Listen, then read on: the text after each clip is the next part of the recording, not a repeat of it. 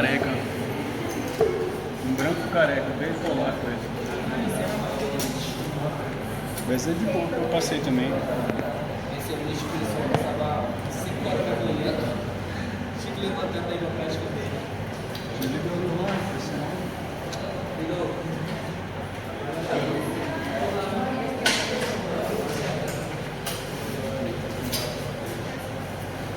Tá meio apagado.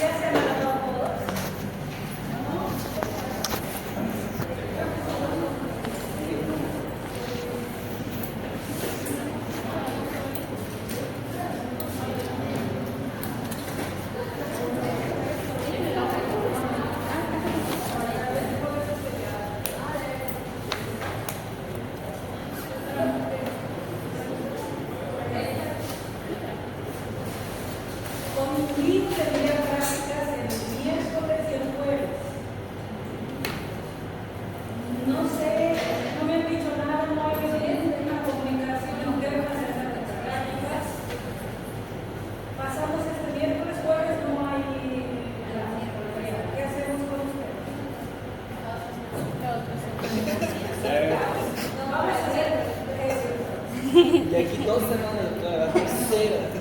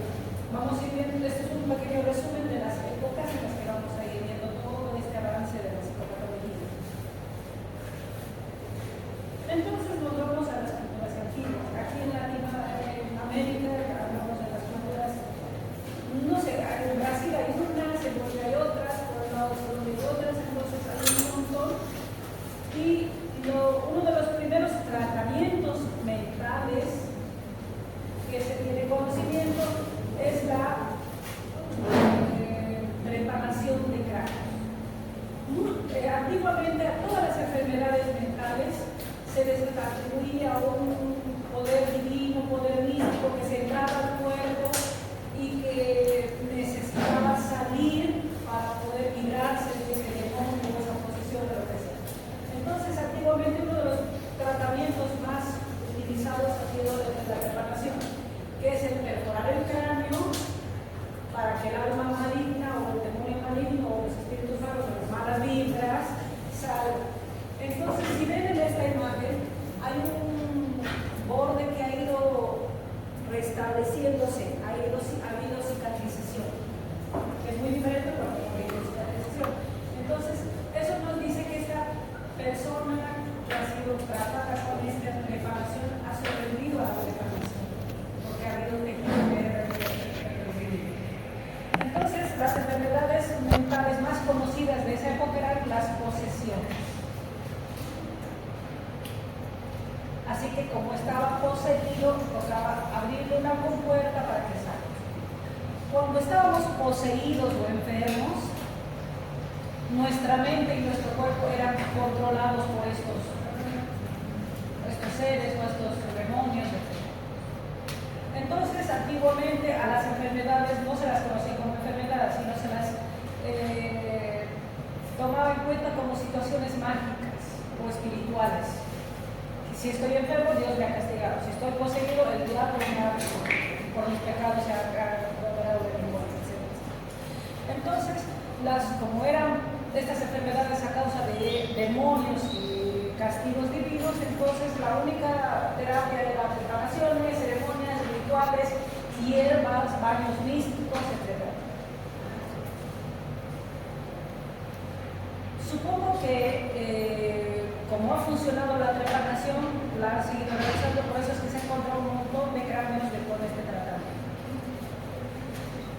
Ya en las sociedades preclásicas, por ejemplo, estamos hablando de 1500, 1600, todavía hablamos de estas enfermedades mentales como demonizaciones, posesiones demoníacas. Entonces, ya en los escritos que se muestran de estos años de 1500 o más, inclusive, se habla de que cualquier situación es un castigo divino. Por ejemplo, uno de los libros más conocidos de este tipo es la Biblia. En la Biblia habla de posesiones demoníacas, donde Jesús también cura, etcétera, etcétera, y hace que el demonio abandone el cuerpo. Así que, ¿por qué estaban poseídos por un castigo divino? Entonces, es lo que menciona la Biblia.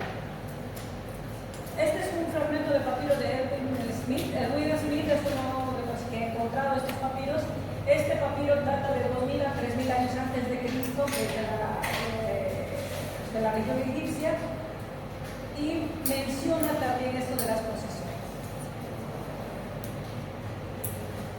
En Grecia, el más ilustrador de las enfermedades mentales, o el que más relata de estas enfermedades mentales, es Hipócrates, nuestro padre de la medicina. Y él describe ciertos trastornos mentales e indica que son enfermedades tanto físicas como del alma. Es decir, no podemos separar las enfermedades del cuerpo con las enfermedades del alma. Así que si algo le pasa a mi alma, va a tener relación con que algo le pase a mi cuerpo. Entonces, patologías relacionadas de esta manera, que el cuerpo está bien, pero no funciona bien porque el alma está enferma, entonces ya se ha empezado a descubrir gracias a Hipócrates.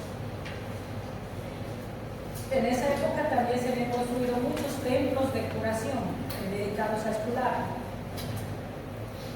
Ahí está mal escrito, pero son emperadores, hay discípulos de Hipócrates y de Pitágoras que van a ser los primeros médicos occidentales, los que van a estudiar más metódicamente esto de las enfermedades mentales del cerebro.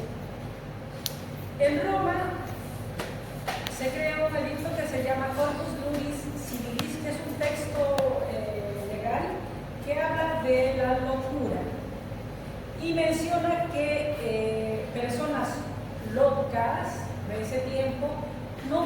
tener responsabilidad en los actos que cometen, actos delictivos que cometen. Entonces, ya se está hablando de las leyes minimizadas en personas que tienen alguna patología mental. Se habla de grandes precursores romanos como Asclepiades, Cicerón, Plutarco y Galeno, ya 1 a 2 siglos después de Cristo, que hablan también de esta ensañamiento.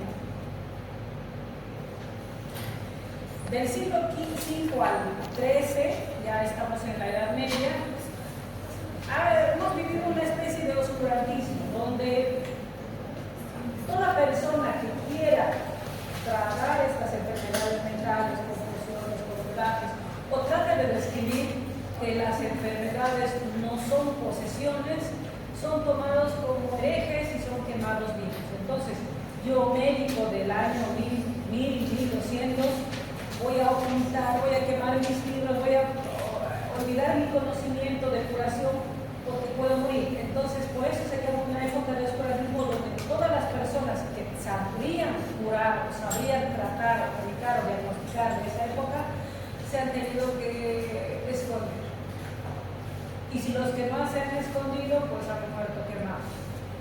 Entonces, muchos tratamientos, muchas situaciones de ese tipo se han perdido para siempre. De hecho, se habla de que una de las bibliotecas más importantes, más antiguas de esa época, que era la Biblioteca de Alejandría, muchos años atrás, 2000, 3000 años antes de Cristo, tenía conocimientos inclusive de cirugías oftálmicas. Es difícil operar o no. Estamos hablando de 2000 años antes de Cristo, donde ya operaban los ojos en Alejandría. Durante muchos años se han ido llenando esta biblioteca de nuevos conocimientos, pero durante estas épocas oscuras han quemado esta biblioteca y todo el conocimiento acumulado durante milenios se ha perdido. Así que en la actualidad estamos empezando de cero otra vez. No ven esta cosa,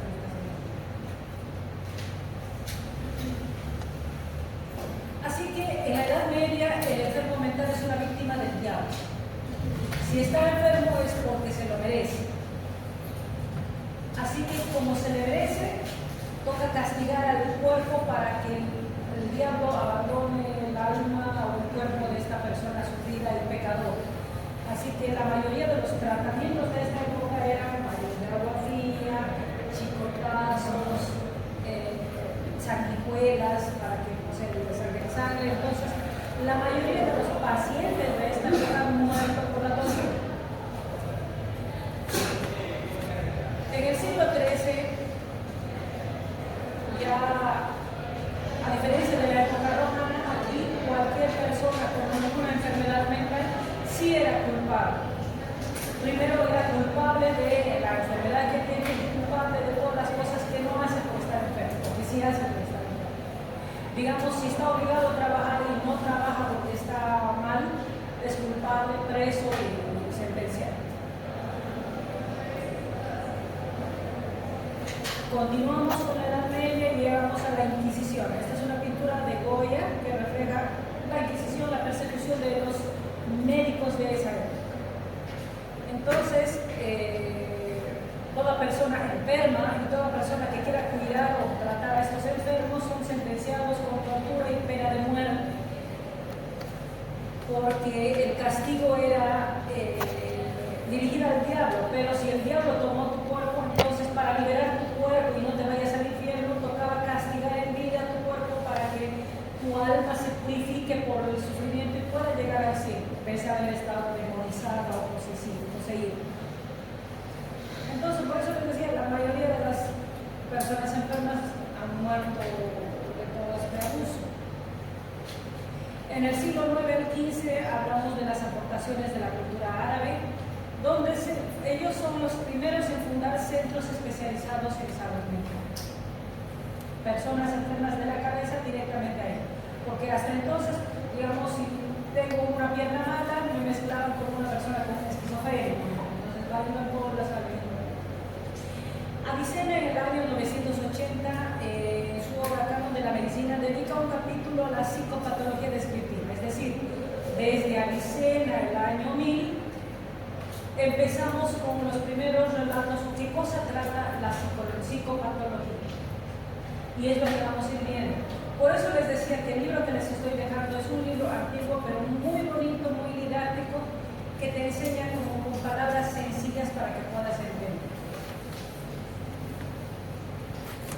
Y nos enseña Avicena que las alteraciones psicopatológicas son variadas, de diferente causa, y las vamos a ir viendo. A finales de la Edad Media, en el siglo XV, con la Iglesia Católica empiezan las persecuciones de las personas denominadas la brujería. Hablamos de los bulos, de las compras, no sé, en esa época vendían el cielo. Si yo, millonario, soy pecador, he hecho muchas cosas malas, la iglesia en esta época me dice, muy bien, has hecho cosas malas, así que vas a tener que pagar estos milloncitos para poder ganar tu metro cuadrado de cielo. Inocencio III, que era la Santa Inquisición, que en 1100, es decir, donde va a haber una persecución, donde van a matar a la mayoría de los médicos o gente que diga, no, esta enfermedad no es de castigo divino, es una enfermedad mental. Entonces, toda persona que hable así es sentenciada. En el siglo XV, el Papa Inocencio VIII publica la Bula Subis, que es la llamada Desiderantes Afectivos, que es donde habla de las afecciones netamente que no son corpóreas. En el siglo XV, a finales y a inicios del siglo XVI, se habían ajusticiado por lo menos 100.000 personas netamente por brujería.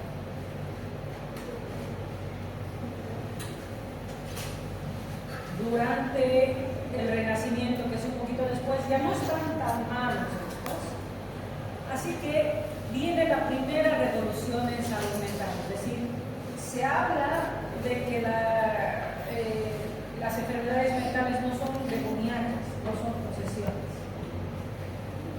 Y los endemoniados o poseídos pasan a ser pacientes.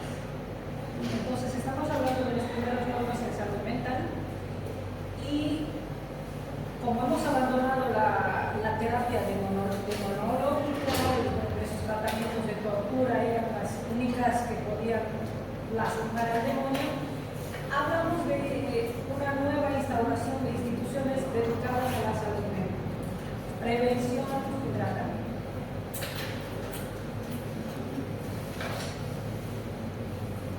En el siglo XVIII y primera mitad del siglo XIX, Philip Pinel, que es el padre de la psiquiatría moderna, es uno de los primeros precursores de la terapia ocupacional.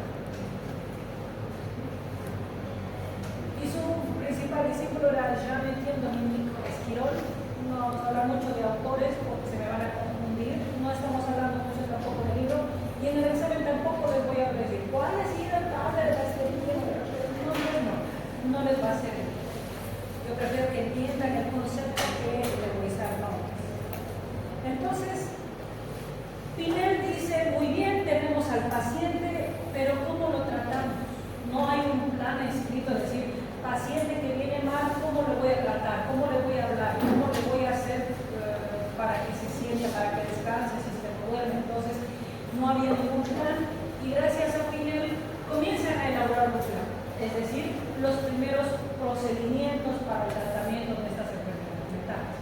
Aquí surge cómo le van a hablar, cómo le van a preguntar para saber si algo está fallando en su cabeza o en sus pensamientos. Entonces, ellos son los que escriben las reglas y dicen, vamos a estudiar su memoria, vamos a estudiar su pensamiento, su lenguaje, su actividad motora. Entonces, toda la denominación que vamos a tratar estas, no sé, 16 clases que tengamos en este semestre, son el modus operandi de Pinel. A finales del siglo XVIII y también mitad del siglo XIX también viene Franz Joseph Gall y Franz Mesmer, que desarrollan la frenología y el mesmerismo. Son como unas terapias mentales que en la actualidad se han puesto en desuso, ya no se usa porque no llegan a Entonces, diferentes autores en diferentes países han ido ideando procedimientos. Es decir, yo puedo curar de esta manera, o realicen este procedimiento para tratar la depresión, etc. Entonces, cada uno de los autores en diferentes etapas de los años, del siglo XVIII, XIX y XX, han ido dando su opinión.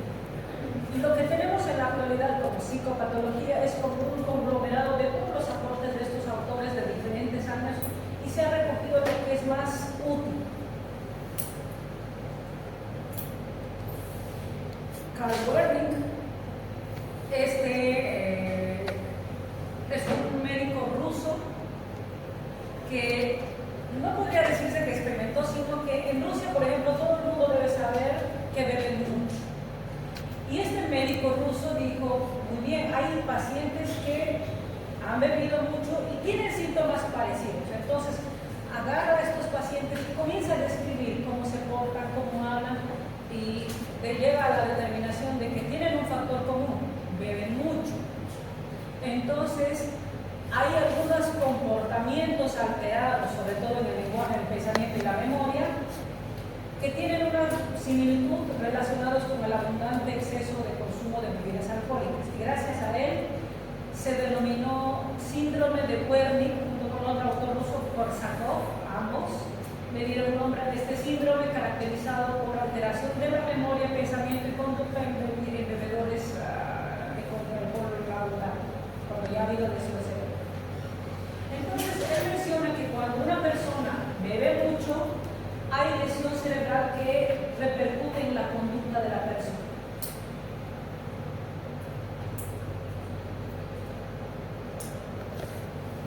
Y este es uno de los padres también de la psiquiatría. Este es más que todo padre de la esquizofrenia, podría decirse, que es Emil Kraepelin. Y él comienza, es uno de los primeros en describir la enfermedad más fregada de los últimos tiempos, que sería la esquizofrenia. Antes no se conocía. Había los pacientes, había los síntomas, pero no lo habían descrito. Él comienza a describir cómo son los síntomas, qué se pregunta, cómo se lo trata, cómo se lo debe manejar, etc. Por eso es considerado uno de los padres de la psiquiatría.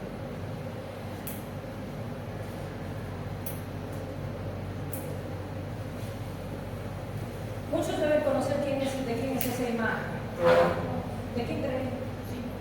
Sigmund Freud.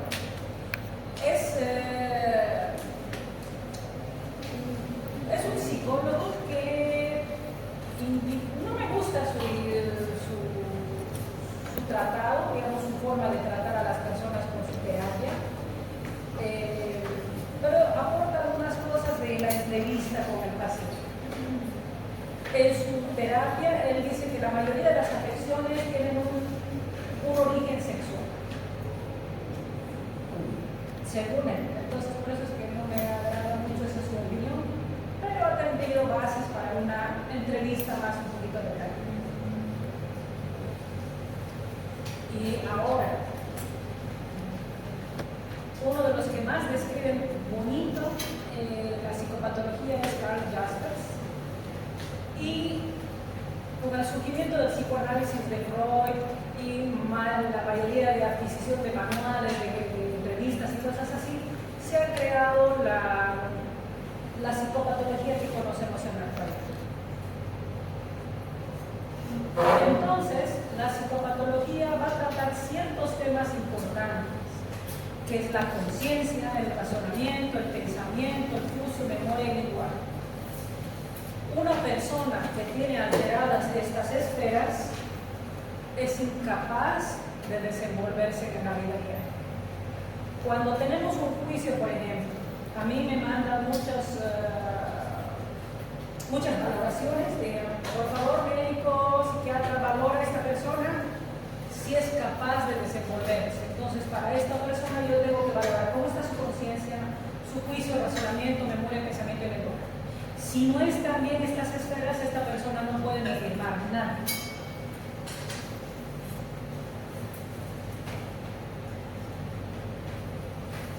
Así que nos vamos ya de lleno a los conceptos y por favor quiero hacer hincapié en los conceptos porque los conceptos no van a variar, son tal cual. Y habíamos hablado de psicopatología, donde vienen de las palabras griegas psique, que es mente, pero la psique es el conjunto de experiencias internas vividas por el individuo y es la vivencia de los procesos de adaptación y mantenimiento del equilibrio biopsicosocial que estimulan el desarrollo de actitudes y comportamientos que forman el carácter. En la anterior clase yo les había dado el ejemplo de que ustedes eran padres y madres solteras con 6 hijos y que según las experiencias que tuviesen tenían que saber sacar adelante a sus 6 hijos. Entonces, en el concepto de psique, cada persona tiene su concepto. Unos habrán pensado, voy a pedir prestado, otros me voy a prostituir, otros voy a robar. Es válido. Porque cada introspección de cada uno de ustedes, es decir, lo que han vivido, lo que han experimentado, cómo nos han tratado, entonces les va a llevar a una respuesta ante determinados problemas que tengan en su vida. Cada uno de ustedes ha vivido diferente, por tanto, piensa diferente y actúa diferente. No van a actuar ni pensar idénticos 100%. Así que por eso cada psiquis, cada mente es muy diferente, porque cada mente se ha criado de manera diferente, ha vivido de manera diferente, incluso su biología es de manera diferente. Una persona que es pequeñita no va a vivir los mismos eventos que una persona que es de un 80. O una chica no va a vivir los mismos eventos que un chico, por más que pesen lo mismo. Entonces, por eso es que me gustaría que memoricen eso. Bien. El concepto de enfermedad mental. Cada vez que les pregunten, ¿qué es una enfermedad mental? Ustedes ya sepan que es una manifestación psicológica o conductual asociada al sufrimiento importante y a alteración funcional causada por una anomalía. Es decir, que psicológicamente estoy actuando de manera diferente porque algo está pasando conmigo. Y eso me hace sufrir en mi día a día. Entonces, para que una persona tenga una enfermedad mental, como les mostramos en el centro de ese circuito, tienen que haber ciertos aspectos que me van a hacer un enfermo mental. Biológico.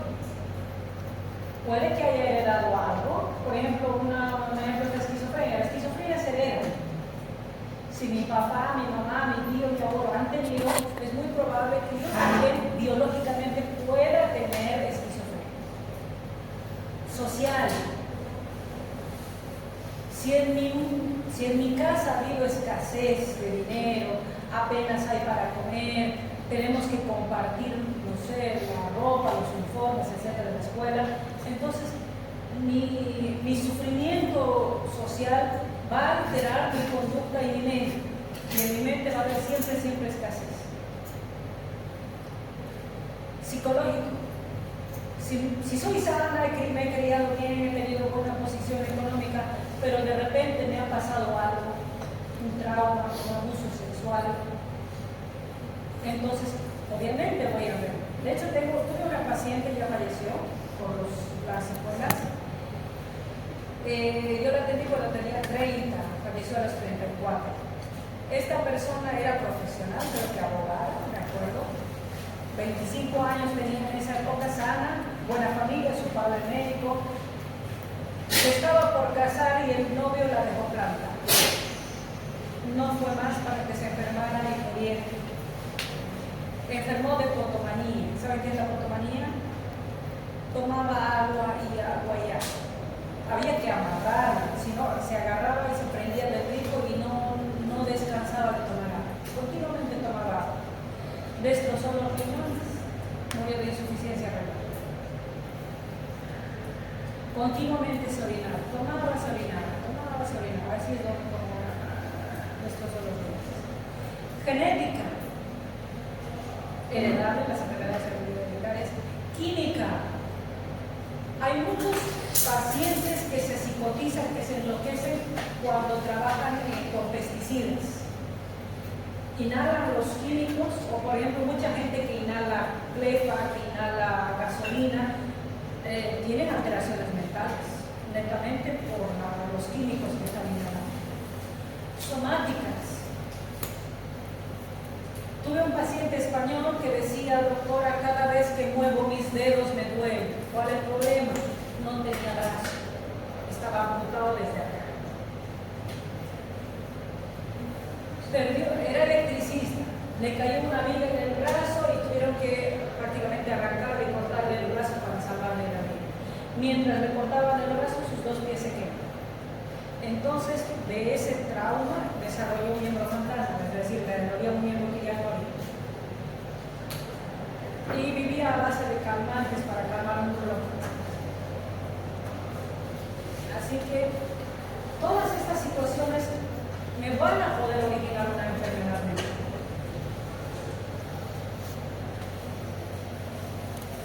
Obviamente, para que yo me enferme tiene que haber factores externos y factores internos.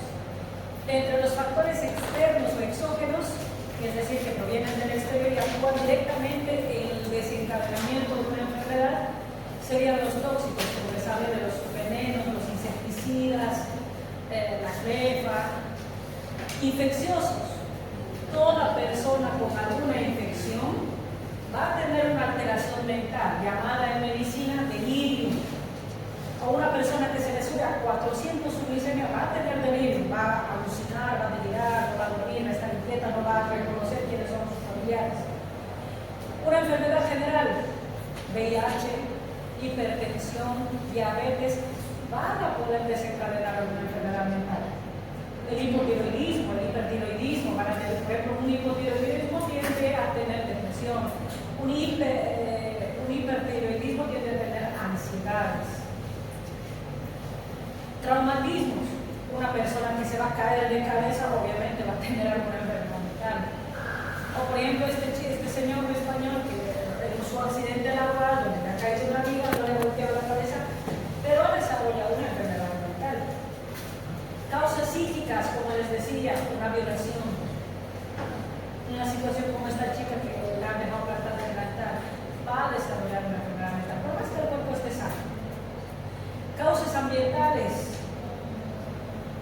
Mucha gente, por ejemplo, en terremotos, en sequías, no va a estar bien. Personas que viven en países con guerra, ¿será que van a estar bien emocionalmente o mentalmente? Entonces, las causas ambientales también. Nutricionales. El cerebro necesita mucho nutriente, mucha glucosa para poder vivir y funcionar. Una persona, un niño que viene a la escuela sin comer, sin desayunar, ¿será que rendirá bien? Una embarazada que no se cuida, que no se alimenta bien, puede desarrollar depresión postparto. Entonces, como ven, estos factores externos que se pueden cambiar van a repercutir también a nivel mental para una enfermedad mental. Endógenos. Hay ciertas enfermedades netamente masculinas, netamente femeninas, enfermedades que solamente van a atacar a los niños, que solamente van a atacar a los adultos, a los ancianos, según la etapa de la vida. Por ejemplo, enfermedades de los niños mentales. ¿Será que un niño se puede deprimir? ¿Un bebé se deprimirá? Sí. Porque el bebé tiene cerebro y su cerebrito se puede enfermar. Una enfermedad que solo le da a los mayores, por ejemplo, la demencia. Una enfermedad hormonal que solamente le da a los mayores. Menopausia, viene con su carga emocional. Menopausia en la mujer, andropausia en el varón, que también llega a esa edad. A los 45 años ya van a empezar con su andropausia. Síntomas de la andropausia, problemas de eyaculación precoz, problemas de próstata, enfermedades que solo le dan a la mujer. A ver, un ejemplo. ¿Ah? No, ya, la menopausia. Pero otra, que se llora. Ya, el hombre nunca va a tener un ovario político. Una enfermedad que solo le da a los hombres. Cáncer de próstata. Ya. torsión testicular también. Entonces, por eso, por ejemplo, si tiene cáncer de próstata o prostatitis, no va a orinar bien, ¿será que se puede deprimir? Sí. Si a la mujer por un ovario poliquístico comienza a crecerle el bigote, ¿se deprimirá? Entonces, hay factores exógenos, o sea que no nos vamos a poder cambiar. Yo no puedo decidir si voy a tener ovario poliquístico o no puedo decidir. Ya mi naturaleza me lo da o me da que pase eso. Entonces, son factores que no voy a poder cambiar, por más que quiera. Signo. Concepto de signo, síntoma y signo. Signo. Manifestación objetiva de un proceso o estado patológico. ¿Conocen algún signo de alguna enfermedad mental?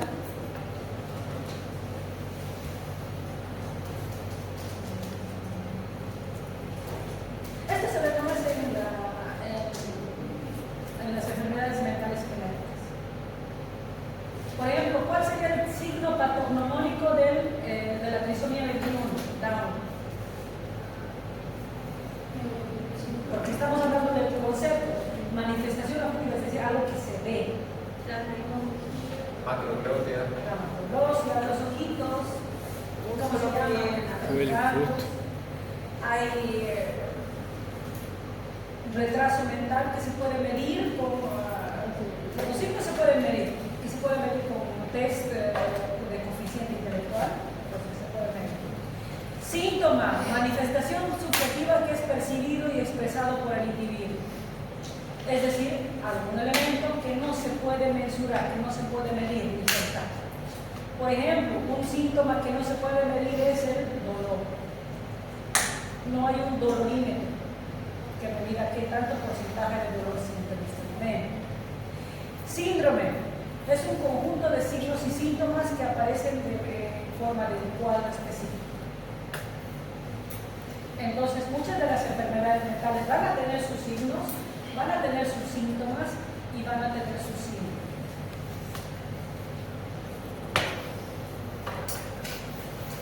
Los síntomas, que serían el conjunto de signos y síntomas, se dividen en neuróticos, psicóticos y caracteriales. No vamos a tomar mucho de caracteriales, solo lo vamos a mencionar, pero los más importantes son el neurótico y el psicótico. El neurótico, los síntomas característicos de estos síntomas, que es el conjunto de signos y síntomas, son la ansiedad. En la ansiedad no lo voy a contar, la ansiedad, no lo voy a medir, solamente voy a sentir que me siento mal. Fobias, obsesiones, cambios de humor y somatizaciones. Pero estamos hablando de un síndrome. Si no lo puedo medir, ¿qué es lo que puedo medir en el síndrome neurótico? El comportamiento. No, eso es síntoma. Yo quiero signo, algo que puedo medir. ¿Será que cuando estoy ansiosa se me subirá la presión? ¿Cómo estarán mis palpitaciones? Entonces, por eso se llama síndrome, porque no voy a poder medir los nervios, pero voy a poder medirme la agitación con aumento de impresión, aumento de pulso, y eso sí lo voy a poder medir, contar. Entonces, por eso se llama síndrome neurótico. Y los síndromes neuróticos están la ansiedad, las fobias específicas, las obsesiones, los cambios de humor y las somatizaciones. En la somatización, por ejemplo, se le puede subir el azúcar, pero no es diabetes. Inmediatamente empieza a poner nervioso. En los síndromes psicóticos, que también implica signos y síntomas, hay deterioro de las funciones mentales que interfieren en la vida diaria, en la introspección y en el afrontamiento de las demandas de la vida. En el experimento de lunes, algunos me dijeron, no me acuerdo si 3 o 4, no sé qué hay con los 6 hijos, no sabemos qué hay. Y aquí también tiene que ver los síntomas del síndrome psicótico, los de origen exógeno y los de origen endógeno. En el origen exógeno se ha visto que el consumo de marihuana despierta la esquizofrenia. Se ha visto en lo endógeno que un trauma puede desencadenar un gen dormido de la esquizofrenia. Todavía se estudia cuál es el gen productor de la esquizofrenia, todavía están en estudios, pero se han visto causantes exógenos y causantes endógenos. Los síntomas de un síndrome psicótico son alucinaciones, delirios, trastornos del lenguaje, psicomotores, alteraciones del ánimo, conductas extrañas. ¿Qué podemos medir? Los síntomas no se pueden medir, pero en estos síndromes psicóticos, ¿qué podemos medir? ¿Qué síntomas objetivos podríamos medir? En lo otro, digamos, ansiedad era con tensiómetro y con palpitaciones, número de palpitaciones y número de respiraciones. En un síndrome psicótico, ¿qué podríamos medir?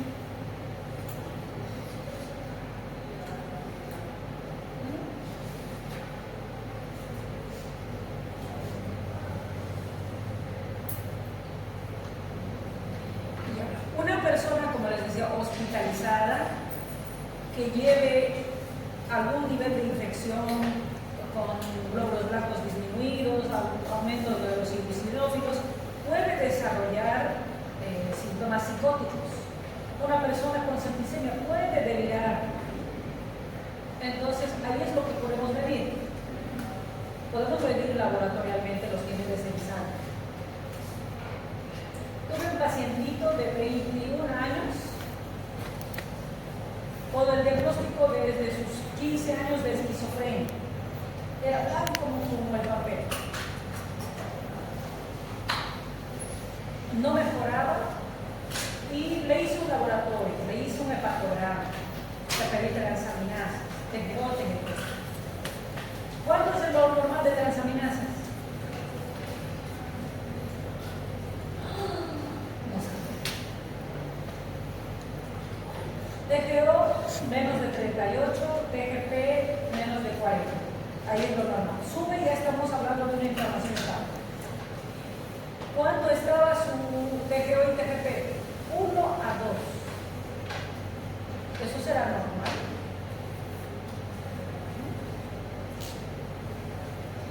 Fue el primer paciente al que le recomendé comer pollo fritos, hamburguesas, papas fritas, todo grasoso.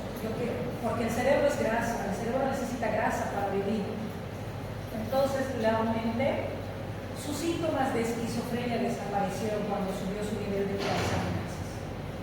Ya no alucinaba. También estaba con ánimo, ya no alucinaba. Y ha sido erróneamente diagnosticado con esquizofrenia cuando el único problema que tenía era una patología hepática que no podía absorber las grasas. Y el cerebro sin grasa y azúcar se atonta. Y por eso es que empezaba a alucinar, porque no absorbía. Entonces, aquí tenemos este síndrome con signos y síntomas. ¿Cómo vamos cansados?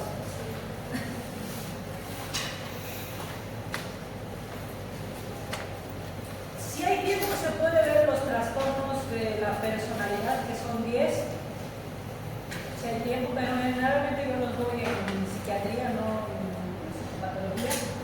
Pero es para conocimiento. Entonces, para los síndromes necesitamos 50% genético, 50% del ambiente en el que nos hemos criado. Así que la carga genética no es toda la culpable de mis enfermedades mentales, sino cómo estoy siendo educado, cómo estoy siendo criado, cómo me estoy relacionando con las demás personas para que yo desarrolle una vida. Por ejemplo, tuve un pacientito de 7 añitos, lo internan, el único pacientito pequeñito a los 7 años fue internado por tentativa suicida. Su familia era muy estricta y le amenazaron con que le iban a matar si se aplazaba. Y se aplazó.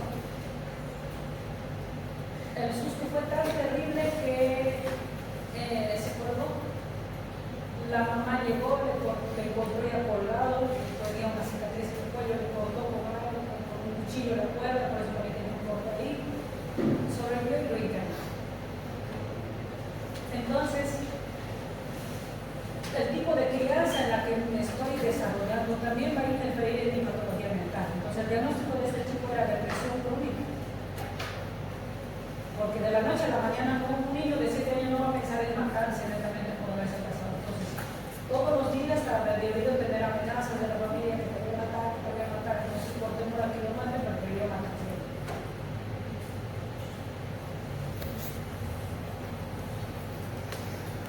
Les había dicho que hay 10 tipos de personalidades y se dividen en 3 grupos: grupo A, grupo B y grupo C. Entre esos 10 tipos de personalidades tenemos paranoide, esquizoide y esquizotípico. La característica de este grupo es que son personas solitarias, raras y excéntricas. Vamos a hacer una pequeña mención, no vamos a hablar de todo, pero si quieren y hay tiempo ya se puede hablar de las personalidades. Al final de todas las cosas. En el grupo B están los antisociales, los límites, los histriónicos, los narcisistas.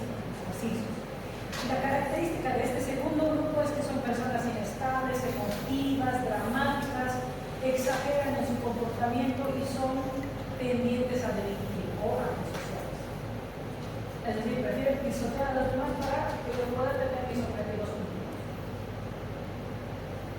Y en el grupo C están los dependientes, los ansiosos y los obsesivos, que son personas con mucho temor, son muy tímidas, muy rígidas de pensamiento y son muy complejas, a veces no se entienden ni así.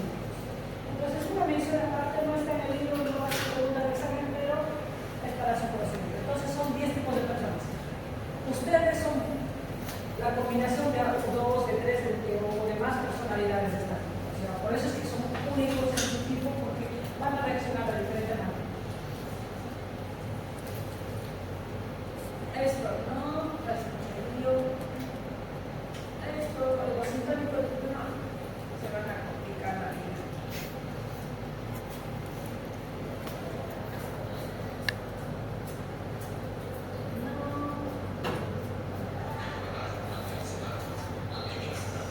Se habla del concepto de brote, de defecto y de deterioro. Brote significa que algo de repente ha brotado. Por ejemplo, con la chica esta que ha sido dejada en el altar. Era sana, entonces de repente surgió la enfermedad. A eso se llama brote, que pasa de un de repente, ¿verdad? No te da tiempo a ir evolucionando, pasa rápido. Defecto, cuando ya después del brote o después de la enfermedad queda una secuela.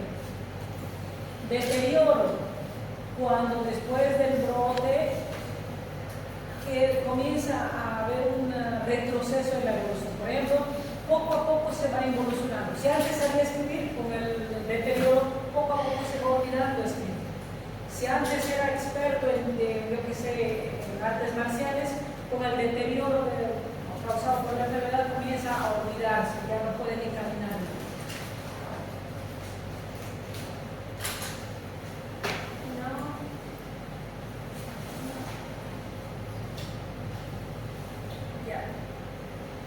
Esto ya es para la consulta, para la entrevista con paciente, y eso lo vamos a dejar para después.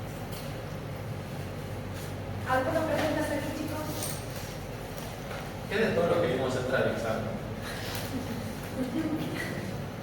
Lo que va a entrar van a ser algunos aspectos generales que van a mencionar en el libro. Por eso esta parte no está en el libro. En el libro está un pedacito. Lo de historia no, pero de los conceptos sí. Conceptos de síntoma, que es psicopatología y todo eso. ¿Puedes repetir el nombre del libro, por favor? Psicopatología. Su compañera lo tiene, lo va a dejar ¿dónde? ¿Y cuál fue el nombre? En Camilo. ¿Camila?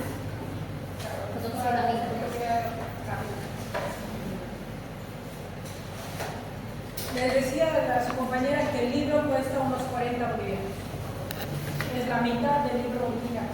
Que si empieza por la página 67, porque el resto lo he quitado. De hecho, las 67 páginas es esto. Así que probablemente lo que acabamos de hablar no va a entrar al examen, pero los conceptos básicos sí. Bueno, chicos, mi hojita. ¿Quiénes van a haber puesto su nombre en mi hojita? Melhor